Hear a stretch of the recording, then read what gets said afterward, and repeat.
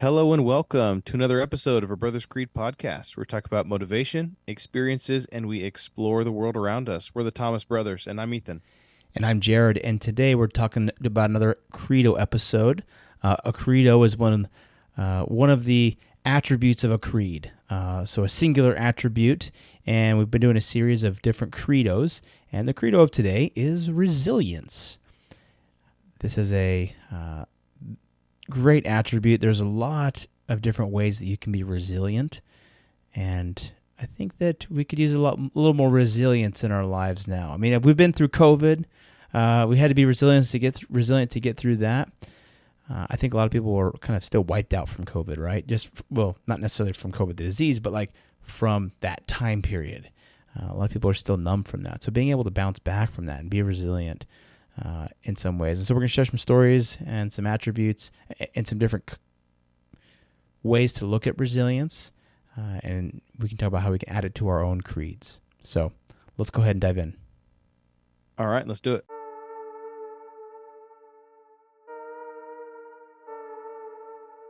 Yeah, I'm thinking I'm back. Most valuable commodity I know of is information. And that, my friends, is called integrity. That's called courage.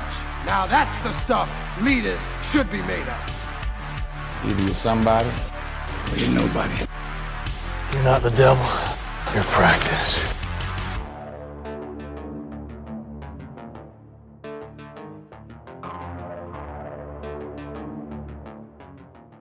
Okay, so resilience. Resilience is an interesting one, and I kind of saw this one going in a lot of different directions.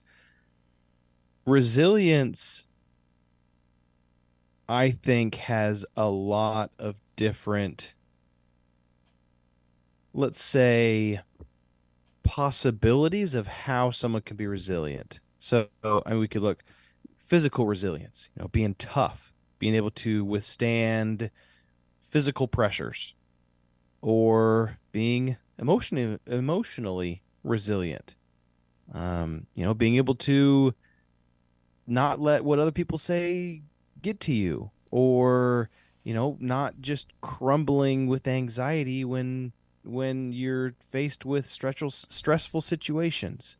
Mm-hmm.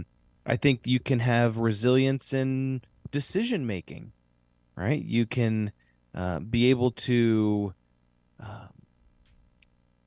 calm down in a time of stress and collect yourself and be resilient in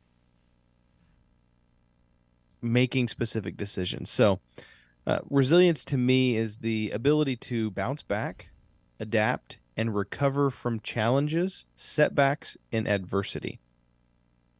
Yeah. It involves the capacity to withstand and overcome difficulty or stressful situations, maintaining kind of a psychological well-being, a physical well-being, and functioning despite facing those different hardships. Like I said, resilient people, I would say, can kind of, they're more able to navigate the ups and downs of life and maintain a positive mindset. We've talked about optimism before, maintaining a positive mindset and actually learning and growing from these experiences. Mm-hmm. So I think resilience is definitely a very strong skill that I think anybody can develop. And so, Yeah. do you have anything on kind of what resilience is? No, I just think there's in any facet of your life, emotional, physical, intellectual,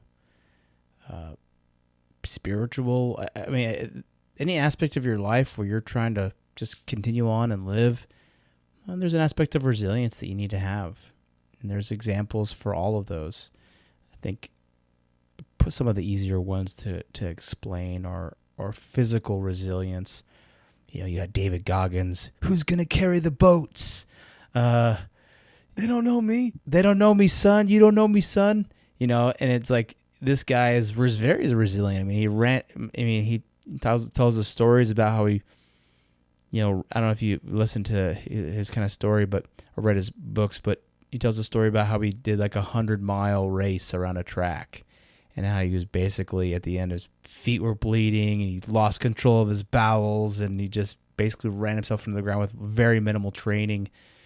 And they're like, wow, this guy's crazy, man.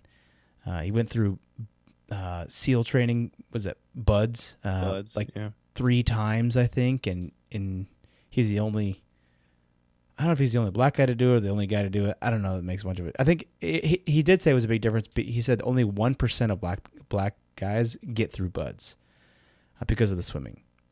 I think he he went through Hell Week like 3 times or something like that in a short period of time. Yeah, because he was injured and he had to do stuff. And I mean, that guy's resilient, dude. He pushes himself to the brink all the time. He almost died many times because he just pushed his body so far to the brink that he was about to die. But that wasn't my story. I had a different story that I wanted to share. This one's a little bit eerie.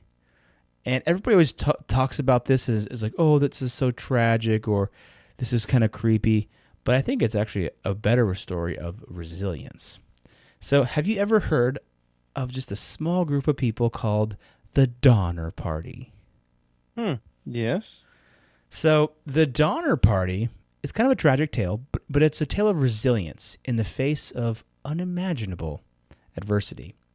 So the year is 1846, mid-19th century, and this group of pioneers of about 87 members, known as the Donner Party, embarked on a journey from Illinois to California in the hopes of a better life. They were headed west, the pioneers. So they were led by George and Jacob Donner, who were kind of the two kind of patriarchs there. And the group faced a series of challenges that would test their endurance and their resilience. So as they started to cross the Sierra Nevada mountains in the winter of 1846 and 1847, the party became trapped in heavy snowfall.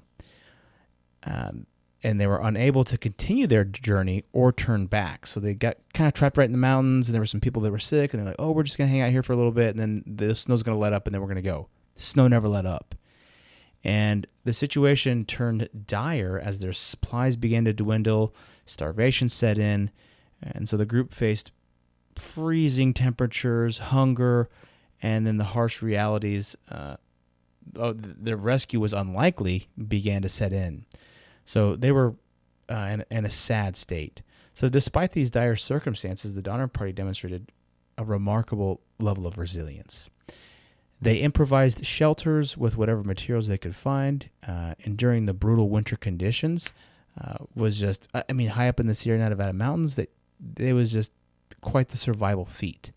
They rationed their meager food supplies, and when those ran out, they turned to measures including resorting to cannibalism to survive. So this is kind of where this infamous Donner Party becomes famous, because they ended up eating those who died. But imagine the level of resilience you have to eat someone that has died, you know? What was that? Remember that? This is a sidetrack, but just a movie. Jack Reacher, that movie with Tom Cruise, and there's an old guy in there who like bit his fingers off, and he ate his fingers to survive in the cold. And then at the end of the movie, he's like, "I'm a survivor. I ate my fingers to stay alive. I will do anything to stay alive. You cannot kill me." And he shoots him right in the head. Oh man, that was epic. He just didn't care, you know. Anyway, that was a great movie. But so anyway, they're up there surviving, and they're freezing to death. They start eating each other. Out of the 87 members of the Donner Party that started, nearly half of them died from a combination of starvation, exposure, illness, all that. So they weren't killing each other to eat each other. No. They were just dying, and then someone would die, and then they're like, taking "I'm starving. Let's advantage eat this of the guy." Situation, yeah. So one of the most notable aspects of the resilience is the fact that despite the extreme hardships they faced, some members of the party continued to hope and search for a way out. In fact, a group led by James Reed, one of the original party members, managed to reach safety and bring back a rescue party. So him and some other people, they just said, hey, we've got to go get help. So they went out and they ventured over the mountains down, and then they found help, and then they came back and rescued the party. The survivors of the Donner Party endured immense physical, psychological challenges, but their determination and resilience against these overwhelming odds was just so evident in those that survived. The story, although while tragic, serves as kind of a testament to the human spirit and their ability to persevere even in the darkest of times when you have to eat somebody. And so, even though this is a dark story, I think there's a lot of resilience, and then in the pioneers themselves, an incredible amount of resilience. There's a show that is called, I think it's 1882. It was like a precursor to the Yellowstone. Yeah.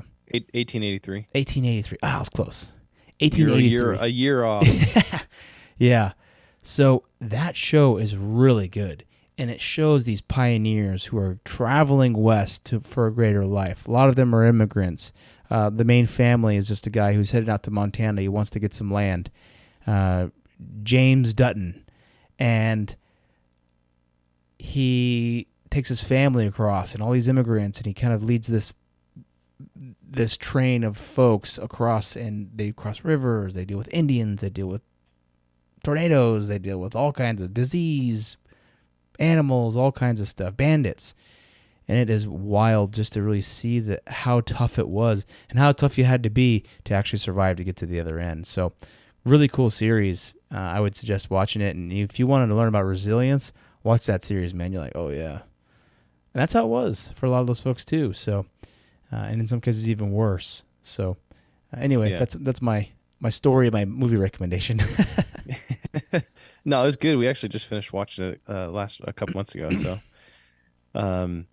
yeah, I think resilience. One word that I think of particularly when I think of resilience is grit. That is something that I think about, and there was a TED Talk from 2013 that was titled "Grit: The Power of Passion and Perseverance." And this lady named Angela Lee Duckworth basically gave this TED Talk on how grit is a better determination for achievement of long-term goals than talent or skill or knowledge is. And so I'm going to kind of walk through her talk a little bit. There's these different sections, and this is kind of my story of resilience. But so first off, she defined grit. So she defined it as a combination of passion and perseverance. She argues that talent alone is not enough to achieve success, but that grit is a crucial factor. So she started to do a bunch of research on grit. And she shared a bunch of insight into her research, particularly focusing on some of the studies that she had done in various settings. So she did study in schools. She did studies on grit in different military academies of just kind of all levels. And so her research aimed to understand why some individuals succeed while other individuals with equal or even more apparent talent do not. And so they developed this quiz type thing where it asked you a bunch of questions, and then you have to say kind of like always, sometimes, or never. It's just a bunch of different questions. It's called the grit scale.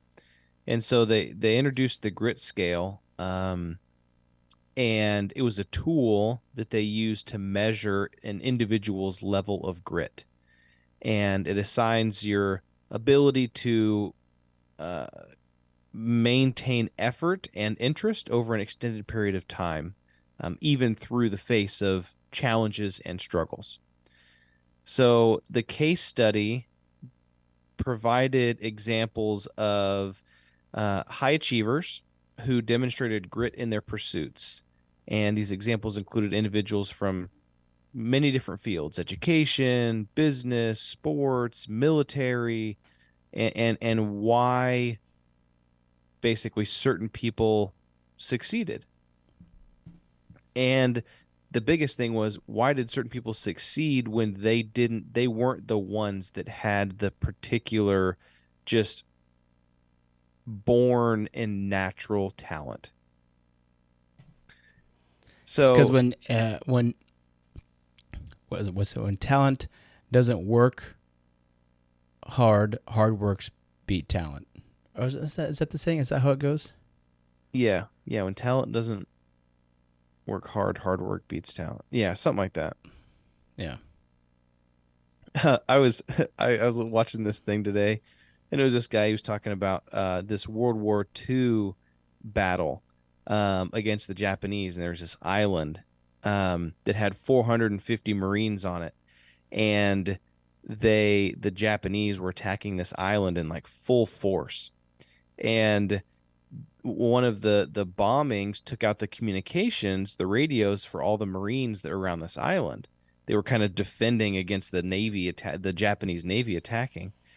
And the commander who was he was like in the middle of the island at the command center, and he was the one that was sending out the radio, running the radio.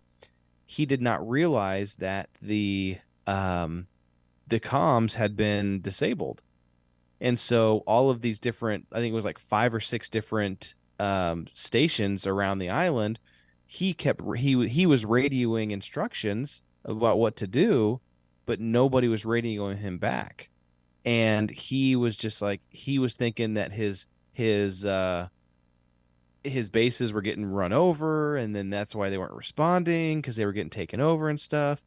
Well, he comes out later and realizes, like hours later, and realizes that basically the motto that they used when they said that, how did it go? It said, when there is a lack of instruction, um, advance to pure destruction.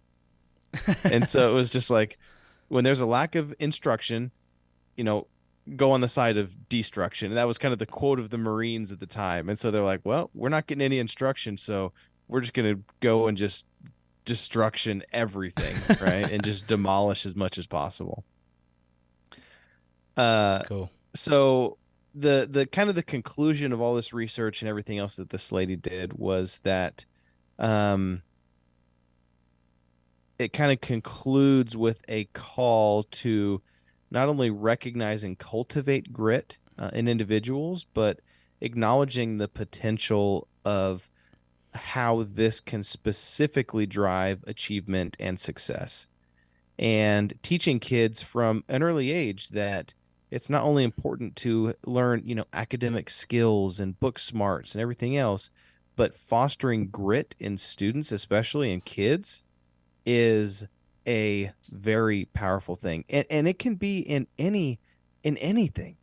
And I think kids are just naturally resilient, right? You go to the beach. I remember we used to go to the beach for Thanksgiving growing up, and dude, that water was freaking cold, but we'd be out there swimming in it, Yeah. right? After a while, your body goes numb, and it's fine. Yeah, man. And it's just like, but as parents, or not parents, but as adults, although I remember Dad being out there with us too. But as parents, you're kind of just more like, that water's cold. I don't know. Um, and so, but I think it's fun, like things like that, to like foster that in your kids. Like, yeah, they want to get in the water. Yeah, go get in the water. It's gonna be freaking cold, but go get in the water, and Yeah. and let them like, be resilient. That's one thing that, we've talked about this before, but that I've been doing for a while now is anytime I shower in the morning, I don't do it at night, but when I shower in the morning, I always do like a freeze out at the end. So at the end of my shower, I'll do 2 to 3 minutes of just as cold as the water will go. And at first it was terrible, but but it kind of grows on you, and you kind of get to a position where, I wake up in the morning and I have this like voice, and this voice of weakness in the back of my mind that's just like, I don't want to do that. Or maybe like, I don't want to get out of bed. Or I want to sleep a little bit longer. Or, just this voice of weakness that I feel like I'm constantly battling. Yeah.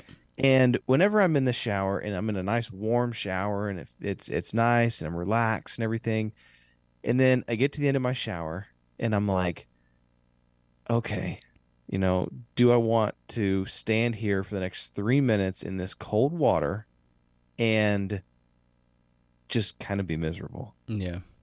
And um and in that moment, every single day when I do that, I have to make a decision. And I'll do it, and I turn that water to cold, and I'll stand there, and that voice in the back of my mind will just start screaming, "No, don't do this, don't do this, don't do this." And I'll just stand there in the cold water, and I don't want to. But then after about 30 seconds, that voice just kind of fades away.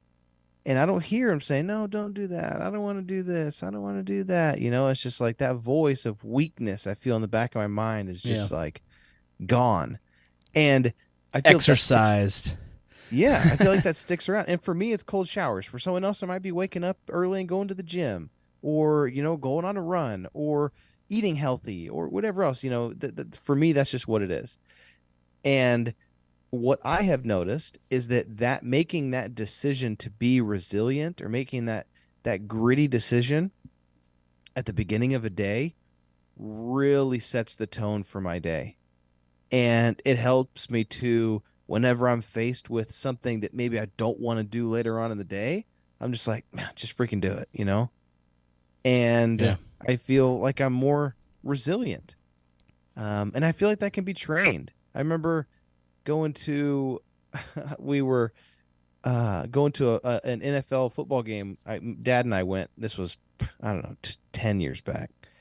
And it was at night. I think the game started at 7, and it was like 42 degrees and raining.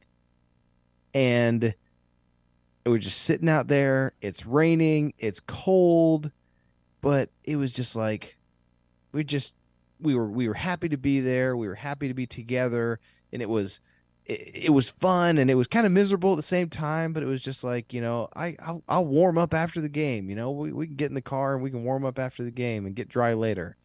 And it was just, I don't know, doing things that put you out of your comfort zone, I think makes you more resilient. So Yeah. you had mentioned it that I had wrote down to the Navy SEALs was something that, a lot of times I'll listen to Goggins or Jocko Willink or whatever, and they'll talk about Bud's training, and I don't know anything about it, right? Because I I haven't done it. I only know what they say, but several of Navy SEALs have said that it's not always the strongest or the fastest or the smartest guys that pass. It is the people that have the ability to endure pain, that have the ability to be resilient through hardship and to hold on. And then if they can hold on long enough to overcome and achieve their goal, then it'll pay off.